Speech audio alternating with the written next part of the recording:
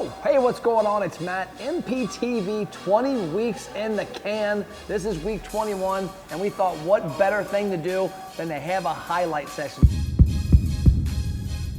Let's rewind it and go back to the beginning and pull one clip that we know is going to help you, owners and operators, from all 20 episodes. And episode 21 is the highlight reel. I'll see you later.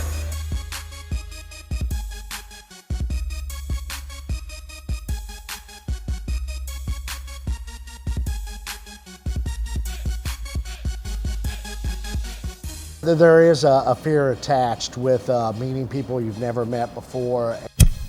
There's tools that you can use, Matt, to help get you to that table. You know, there's oftentimes I'll get a drink order even though the server's 30 seconds behind me.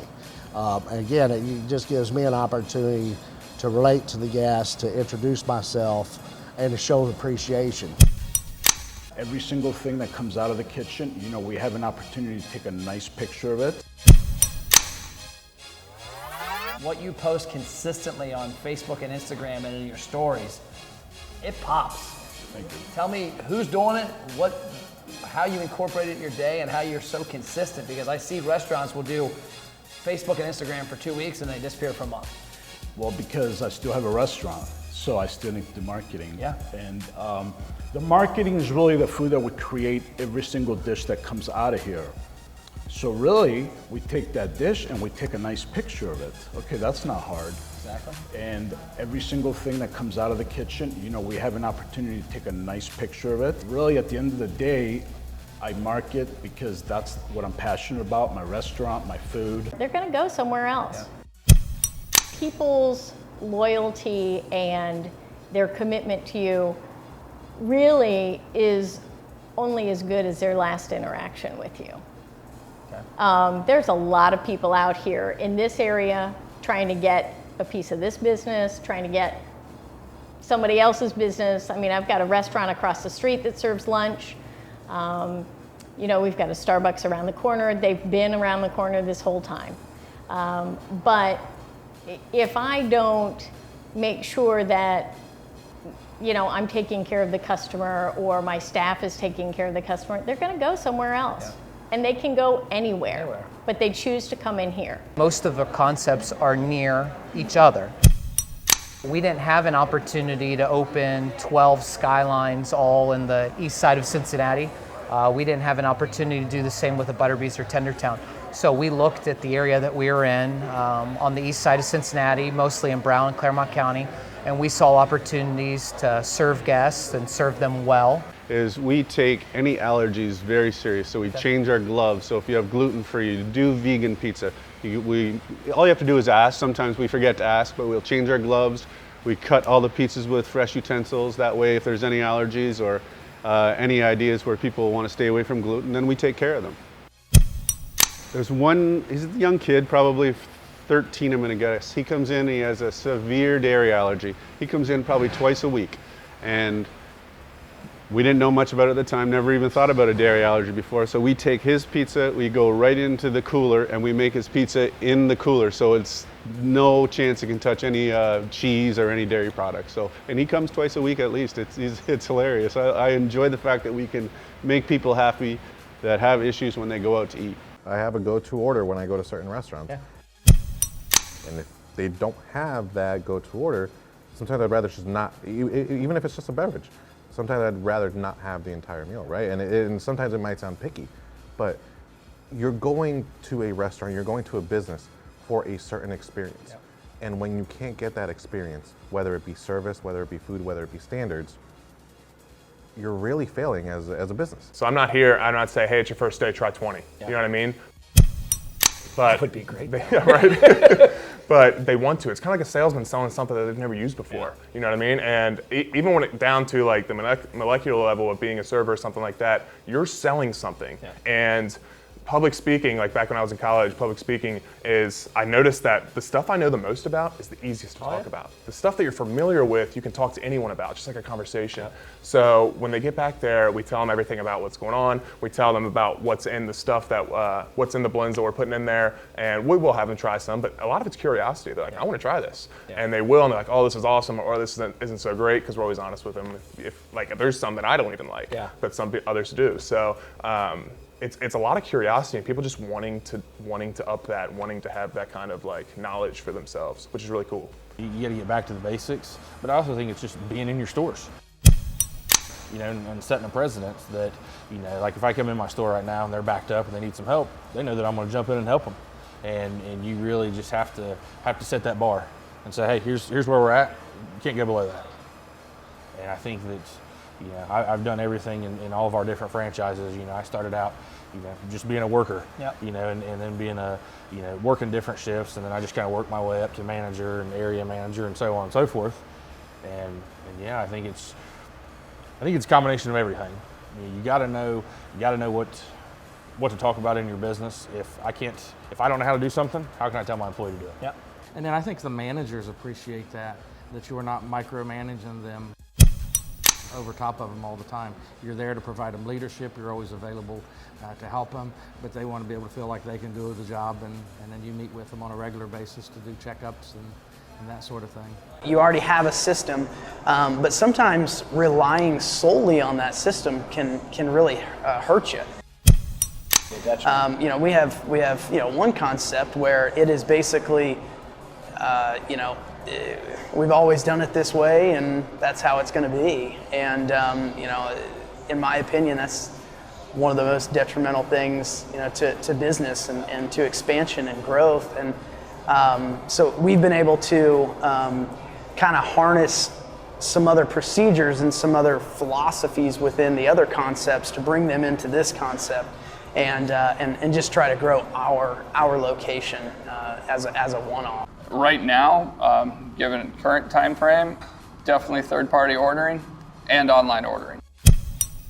If you don't have just online ordering, you need to get it. Yep. And I know there are multiple companies out there who offer you free trials and free samples, and I would try it. Any type of online ordering, I think, is just very important to exist. If you're giving advice to somebody that's buying a business, nobody's going to come out and say, hey, by the way, this is everything that's wrong with our building. What did you do kind of to look at that, and what are some things you wish you would have done a little differently? If it's been open for 10 years, that's going to be what's happening. You got to reinvest. So I would, like we did when we were talking to the owners, was, hey, just tell us. We know there's something lurking around the corner. You're doing this because you want to go do something else. I get that, but you want to put a new face or re-up a franchise like a McDonald's. Well, you have to redo everything, right? Every 10 or 20 years. So I know that's the issue, and there's a reinvestment. So just tell us what's going on. And if you can have that open dialogue, that's helpful, because it's coming. Just let us know. That's not going to really change our opinion of whether we're going to buy it or not. We just want to know how to prepare. Okay, number one question: does it have a drive-through? As you can see, it's a bad day. It's kind of chilly. Guess what? On a regular Friday afternoon, we've got them 20 deep from here around the building out the highway, literally. And right now it's a great thing. I'm not bragging. I'm just very thankful, happy, and all that. But the drive-through drives 68% to 76%, depending on how rainy the year is, of my business. So if you want to make money, that's what you want. But if you're in it to be a good guy, friendly neighbor guy, then don't have a drive-through. But if you want to make money, that's the only way I see to maximize your volume and your productivity and all those things that come with it. Understanding your demographics, and it's extremely important. If you're going to go lease something for 5 or 10 years, or if buying is your thing, go sit in the parking lot, count cars, watch the traffic, watch where people are going. Are they stopping or are they not stopping? Is the road just too busy and people will not stop? What do people come to Florida for? The first thing you think about is beach, right? Beach, yeah. And then, the sun, sure, maybe fishing. He says, no, not at all. It's animals. Animals. And he said, yeah, what's the number one thing people come to Florida for? He says, a mouse. Disney World. Oh. Mickey Mouse. Yep. Minnie Mouse, all the characters that Disney built. And I'm thinking, well, that's pretty cool. And he says, what's number 2 on their list? No. Alligators. People that come to Florida want to see a live alligator. I said, really? So anyway, make a long story short, he made a trip up here, saw that pond in the front of the building, and said, we need to put live alligators in here. And at first we were like, well, wait a minute, isn't that kind of dangerous? Yeah. And he said, no, not really. I mean, you build a pond that's safe and you keep people away from the alligators, you keep the alligators away from people. And oh, by the way, you have to take pictures of letting people holding one. I'm going, wait a minute, this doesn't make any sense. Like that one? Yeah, like that one. So he says, well, this is how you do it. You obviously you have to take care of the gators, and that's his responsibility. He's got a license through the state. And he trains our people. And you tape the mouth of the gator that you catch each morning. And it's safe. It's completely safe. The only thing that ever happens that's even remotely unpleasant is if the alligator has to go to the bathroom, and that does happen on occasion, but not very often. So we embraced that idea, and my son, who was actually 14 at the time, was the first gator handler. I think a lot of times people think that if you can cook, you can own a restaurant. Those are not the same things. You can be great at cooking, you could love to cook, you could be awesome with flavors. That is not going to make you a successful business owner, restaurateur. Yeah. You have to understand business, understand profit and loss margins, understand how to, it's not about the food aspect. You do need to understand how to have good food and something that people want, but you can't do that solely without having the business background to really understand how to structure your business to succeed. Yeah. So I would say you'd have to know the business aspect, and if you don't, learn it before you do this. Don't change people's fish. One of the first things I did, we had a frozen fish patty that I didn't care for, and I changed that into a hand-breaded fish. And I made a lot of people mad, and I'm thinking, this doesn't make sense to me. I want to make an improvement, but it's not viewed as an improvement. It's viewed as that new guy from out of town is changing my fish sandwich. Yep. So over time, I wore them out, and we're selling a hand-breaded fish sandwich, and it's become very popular, and it's going to be our most popular dish today. This young man named Javier Cruz comes in, and he makes a little video. And so we made a joke, and I said, maybe we'll reach 1,000 people, And he was like, yeah. And he came back, he was like, your video reached 5,000 people. I was like, get out of here. And so I started learning that I could share good things through the restaurant, through the videos, and ended up with 30,000 followers. As you said, that's one of the biggest mistakes people make is they find a location they're in love with, but they don't know anything about it. So there's that, and then there's the growth aspect. So everything's kind of pushing down from Cincinnati, and there's Covington and Newport have been built up the last several years, and then people are pushing further down. So here in Union, you have, we actually have a church right across the street here, and they are building a new location because they've grown so much. Okay. So they're going to be about a couple miles down the road here to our left. And then the subdivisions back behind us are all Triple Crown, Sutherland, I don't know, I blank on all of them now. But, and Steeplechase? Yeah, Steeplechase, yeah. So we have a ton of people there, lots of new houses going in over the past several years. And so with that growth, and then there's an elementary school that's being built down the road too as well. That. Yeah, so it's just so much growth happening here. We've got expansions on the highways for this exit and the one north. So it was kind of a combination of all of that, and yeah, still feeling like this is our area too. Like we're a part of this, and we just kind of want to bring the community feel.